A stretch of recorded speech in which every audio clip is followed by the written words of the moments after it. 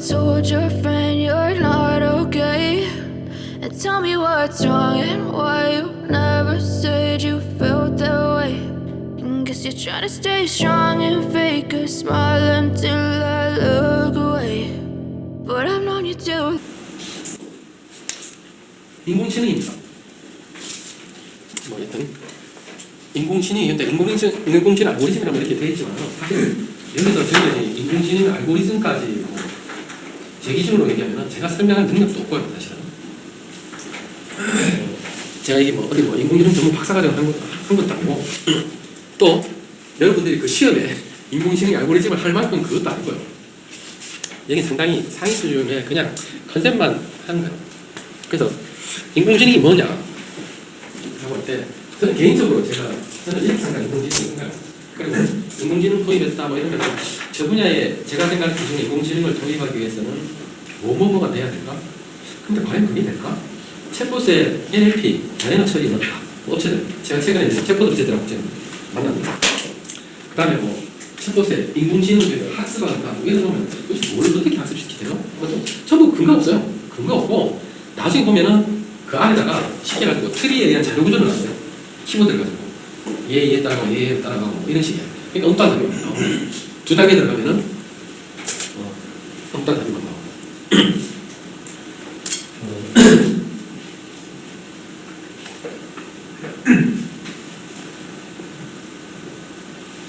우리가 IT가 오전은 되겠고 지난 뭐 컴퓨터 구조에 대한 게 우리가 IT라는 게 이제 원론적으로 정보를 처리하는 거죠. 정보, 자료. 쉽게 가지고 이제 데이터죠. 출발점은 데이터. 근데 이 데이터라는 거는 사실은 과거에 우리가 동물 벽화에다가 그림을 그릴 때도 그것도 그 자체로 데이터고 우리가 뭐 삼국시대 삼국유사 뭐 삼국사기 지어진 게 버릇이됐지만 삼국사 마찬가지로 그런 거 지어져서 책으로 보관되고 뭐 8만 대전면 이런 것들도 결국은 데이터죠. 데이터고 그 데이터 속에서 그 사람들도 그 데이터 속에서 여러 가지 하다 보면은 책 중에서도 보면 뭐 자산어머니 뭐 어떤 이런 식의 어떤 조금은 그냥 흩어져 있는 단순히 그냥 존재하는 범위를 벗어나가죠. 어느 정도 정제되는 이런 것들이 관리가 되죠. 우리 IT도 보면 실질적으로 그냥 막 있는 거 가지고 어떻게 됩니까? 경영을 하기 위해서 혹은 고객에게 마케팅을 하기 위해서 어떤 시기에서 그 중에서 정보를 사실 이제 추출해서 관리를 하잖아요. 결국 이 데이터 속에서 저희들은 이제 출발이 잘못되니까 그 다음에 보이네.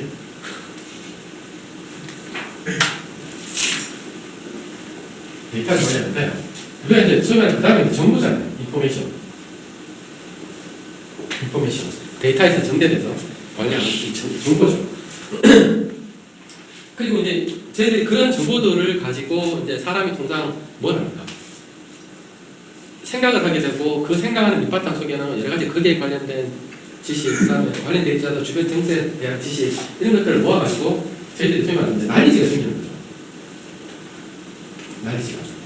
난리지 지식이 생기는 거죠. 그런 지식을 바탕으로 해서 뭘 합니까? 경영적인 판단을 하고 의사결정을 하고 하게 되잖아요. 거기는 그걸 뭘 갖고요? 데이터를 보고 그 중에서 지식을 갖고 그 다음에 저희들이 뭐죠? 소위 말하는 지혜를 이제 이용하게 되잖아요. 과거부터 지금까지 혹은 뭐 컴퓨터 생기기 전까지는 이게 사실은 뭐죠? 전부? 이게 사실 전부 이제 사람이 데이터를 통해서 책을 써가지고 정보를 끌어내고 거기에 흡수해서 지식을 갖추고 그 다음에 그 지혜를 내고 이런 식으로 해야 됐어요. 근데 우리가 컴퓨터라는 게 도입되고부터 어떻게 됩니까? 어느 순간에 우리가 이까지는 뭐죠? 결국에는 기계가 이제 우리를 대신하는 거죠. 우리가 훨씬 빠른 속도로 관리도 잘해주고 필요한 대로 즉시 보관할 수 있도록 해주고 막 해주잖아요. 기계가. 물론 지금도 사람이 이해까지 하는 것도 있지만 지금 많은 부분이 산업화가 되어 이 부분에 컴퓨터가 있잖아요. 그런 거죠. 그러면 인공지능은 뭡니까? 인공지능은 지금까지 이행에서 벗어나가지고 컴퓨터가 점점 지식과 이쪽 범위를 나중에 뭐죠? 컴퓨터가 스스로 지식을 쌓고 거기에서 지혜를 끄집어내는 게 그게 인공지능이에요. 인공지능. 데이터 한 점에서. 그래서 컴퓨터가 뭘 합니까? 지금 이 단계에서 언제 넘어가서 컴퓨터가 뭐가 필요해요? 컴퓨터도 사람이 여기서 2단계로 넘어가서 뭐가 필요해? 사람도 공부를 했잖아. 스터디를 했잖아. 학습을 했잖아. 중고등학교 나오고 중학교, 고등학교 거쳐서 회사 나서 컴퓨터도 마찬가지인 거예요. 이게 학습하면 되죠. 머신러닝, 딥러닝 이런 식으로. 왜? 지혜를 쌓기 위해서. 그 지혜를 쌓아가지고 뭐 하려고요? 걔들도 뭔가 판단하겠어. 사람처럼. 스스로 판단하겠어. 이게 이까지 영역으로 확대하는 이게 바로 인공지능이에요. 제가 생각합니다. 데이터의 정보의 범위를 벗어나서 걔들 스스로 학습해서 날리지를 쌓고 거기서 지혜를 끄집어내는 거예요. 그게 컴퓨터 입장에서 보면 인공지능이에요. 지금 제가 봤을 때 제 기준으로는 한 요 정도가 있는 것 같아요. 아직까지 여기서 여기까지 오기는 물론 과거 선사시대부터 하면 오래 걸렸지만 우리가 컴퓨터라는 걸 생긴 것부터는 여기서 여기까지 오는 거는 그다지 오래 걸리지 않았어요. 근데 여기서 여기까지 가는 거는 어떨 것 같아요? 물론 과학기술이 워낙 빨리 발전하고 있기 때문에 저도 단정하지는 못했어요. 그러나 이거를 참조해 볼 수 있는 말이 있죠. 자율운전 때문에 테슬라의 차도 옛날에 뭐 흰 트럭인가를 구분을 못해서 사고가 났었죠. 그래서 운전자가 죽었습니다. 또 최근에 우버에서 자율주행대 시험하다가 사람을 못 보고 어떻게 했어요? 치워버렸어요. 그 사람도 죽었어요. 그때 이제 테슬라의 앨런 머스크 이 사람이 한 말이 있죠. 누구나 자율주행을 할 수 있다. 어떻게? 그 수치는 제가 만들어줬는데 누구나 자율주행을 99%를 할 수 있다.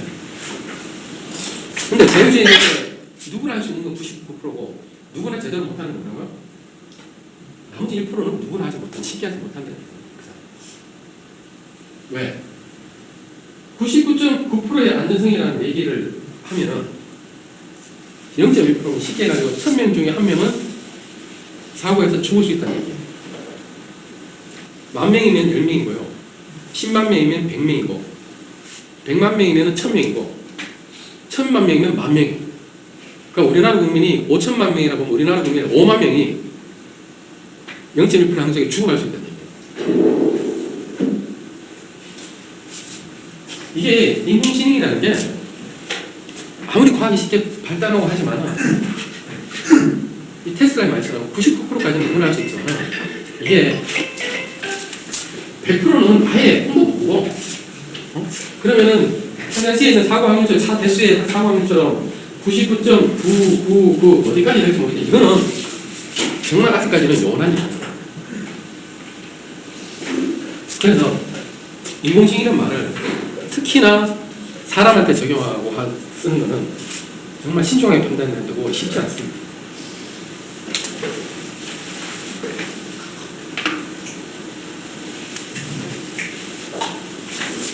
뭐 영화 보면 했던 뭐 터미네이터 보면 뭐 제네시스인가요? 뭐 해가지고 뭐 스스로 막 해가지고 인간하고 막 싸우고 이러는데 얼마 전에 그 조그만 소란이 있었죠. 그 하나에 가면 방산업체들이 있어요. 하나의 방산업체들이 방산업체 중 하나가 카이스트하고인가 손잡고 로봇을 만든다 뭐 이러다 보니까 이제 사람들이 주위에서 인공지능 관련 학계에서 얘기가 이걸 킬러 로봇 만들려고 하는 거 아니냐. 방산업체니까. 그래서 저건 문제가 있다. 어떻게 과학이 인공지능을 킬러 로봇을 만들게 쓰느냐. 그래서 막 그쪽하고 뭐 끊는다 뭐 어떤 이런 기사가 있었어요. 보셨는지 모르겠어요. 있었죠. 예, 킬러 로봇 때문에. 또 구글이 알파고 만들고 뭐 이러고 항상 뭐 이랬을 때 마이크로소프트에서 무슨 뭐 이름에 인공지능 뭐 로봇을 하나, 인공지능 뭐를 하나 만들었대요. 그 아마존의 엘리사처럼 비슷한. 근데 한 2, 3일 만인가 일주일 만인가 못 내냈죠. 왜요? 누가 그 사람한테 욕을 가르쳤어요. 그래가지고 걔가 어디 뭐 이러다가 이렇게 답변이 있는데 욕이 나가버렸어요. 아무리 학습한다고 할지라도 아직까지 이 사람이 이게 욕인지 상에 따라 뭘 해야 되는지를 판단을 못한다는 얘기예요. 그래서 이 AI로 가는 단계에 있어가지고 이 지식과 지혜를 쌓기 위해서 이게 중요하다는 얘기죠. 데이터, 정보. 그래서 우리가 학생들 이렇게 뭐 누구한테 보면 이러잖아요. 학생들은 뭐 정말로 그러니까 쓰레기 넣으면 쓰레기가 나오고 뭐 백지로 백지가 나오고 그것처럼 얘들도 특히나 얘들은 뭐야? 이 데이터 품질에 따라서 이 달라질 수밖에 없는 거예요.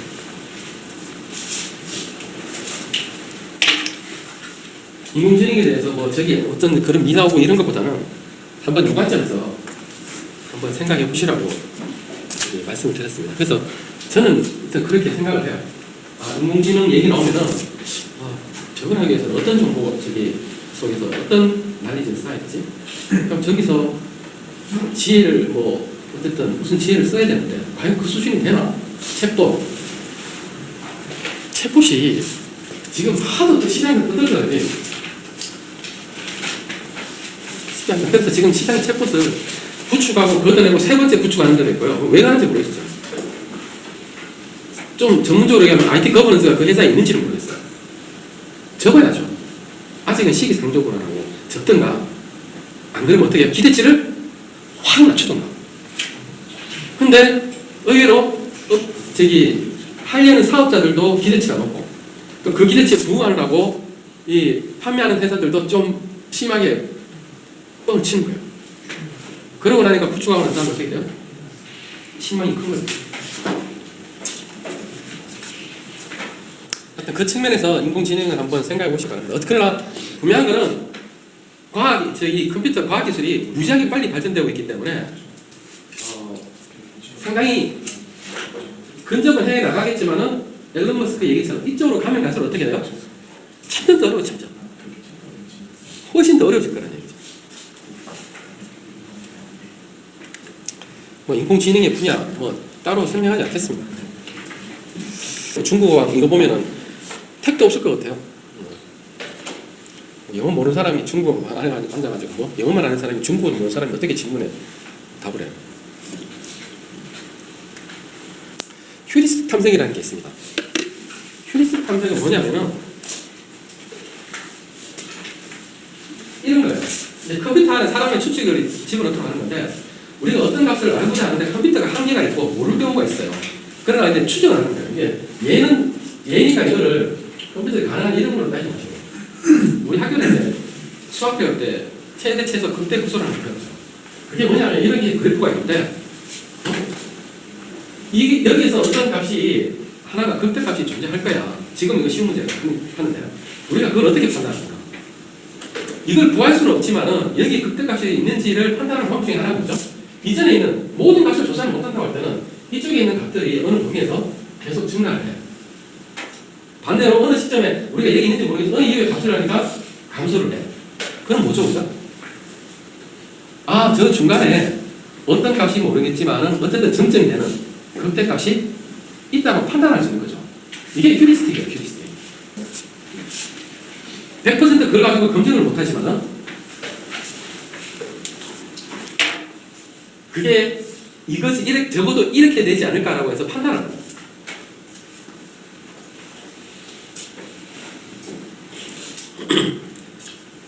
그래서 어제도 똑같은 예를 들었지만은 과거에 우리가 아인슈타인이 이때까지 전통적으로 뉴턴이 세웠던 물리학 자체를 뒤집었죠. 뉴턴이 세운 물리학은 모든 물체는 잡아당기는 힘이 있다. 중심으로. 이게 말리의 법칙이죠. 근데 그게 아인슈타인이 와서 확 뒤집어졌죠. 당기는 건 맞다.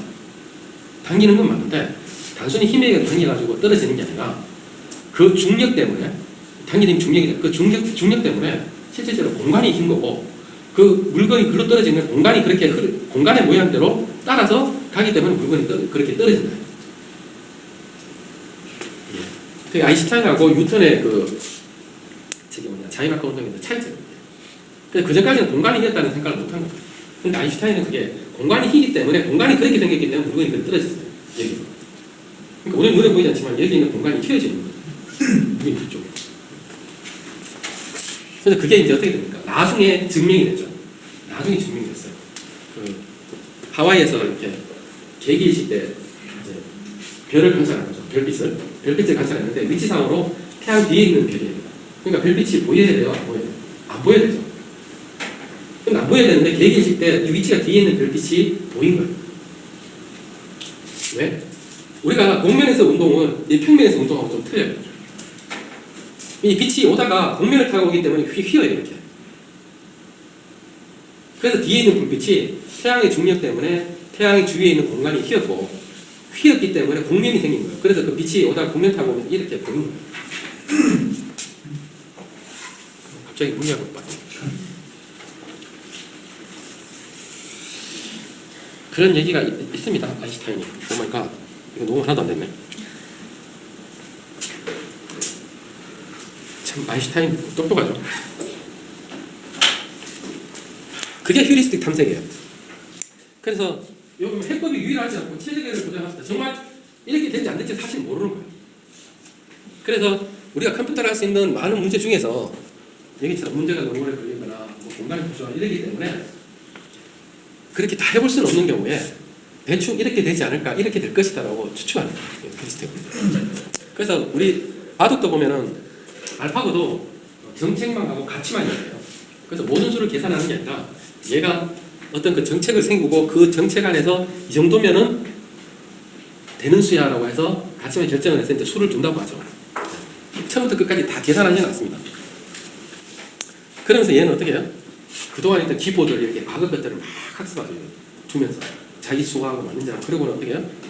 뒤에 나오는데 백워드 프로퍼게 저기 인공지능처럼 나오는데 그걸 가지고 수정하는 거예요. 자기 생각, 가중치나 이런 것들은 이런 경우에 여기 수를 두면은 이 수가 과거에 가지고 학습을 막 하다 보면은 아, 이 수가 다른 수보다 좋구나 하면 그 가중치를 올리고 이 수가 과거 어떤 그 수보다 낫다라고 하면 가중치를 내리고 이런 식으로 해가지고 알파고 계속 학습을 하는 거예요. 그래서 제가 봤을 때 이제는 알파고 이세돌도 적겠